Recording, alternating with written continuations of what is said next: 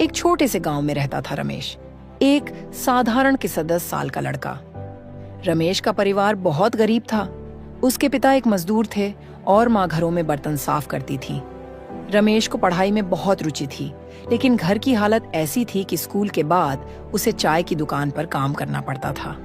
गांव में लोग कहते, रमेश, मेहनत तो सब करते हैं, लेकिन किस्मत भी तो चाहिए। पर रमेश को यह बात कभी नहीं जमी। उसे यकीन था कि मेहनत ही उसकी किस्मत बदलेगी। रमेश हर रात अपनी किताबों के साथ जागता। चाय की दुकान पर काम करते वक्त भी वह किताबें पढ़ता। उसका एक सपना था, वह इंजीनियर बनना चाहता था।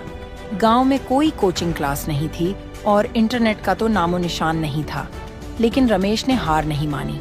उसने पुरानी किताबें इकट्ठी की और अपने स्कूल के शिक्षक से मदद मांगी। शिक्षक ने उसकी लगन देखकर उसे अतिरिक्त समय दिया और कुछ किताबें भी उधार दी।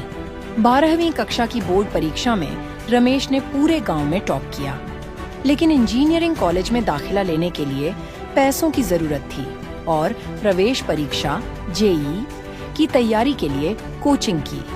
रमेश के सामने अब सबसे बड़ी चुनौती थी। उसने हिम्मत नहीं हारी। उसने दिन में दुकान पर काम किया और रात को पढ़ाई। उसने अपने गांव के कुछ लोगों से उधार मांगा और एक पुराना स्मार्टफोन खरीदा, जिससे वह ऑनलाइन मुफ्त कोर्स देख सके।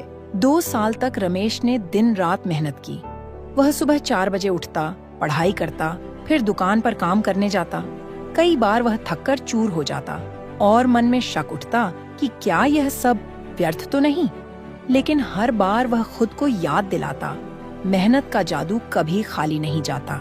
उसने अपनी कमजोरियों पर काम किया, गणित में ज्यादा अभ्यास किया और फिजिक्स के कॉन्सेप्ट्स को रटने की बजाय समझने की कोशिश की। आखिरकार जेईई का रिजल्ट आया। रमेश का नाम न सिर्फ गांव में बल्कि पूरे जिले में गूंज रहा था। उसने टॉप रैंक हासिल की थी। उसकी मेहनत रंग लाई। एक सरकारी कॉलेज में उसे स्कॉलरशिप मिली और कुछ दानदाताओं ने उसकी फीस का इंतजाम किया। आज रमेश एक सफल इंजीनियर है और अपने गांव के बच्चों के लिए मुफ्त कोचिंग क्लास चलाता है।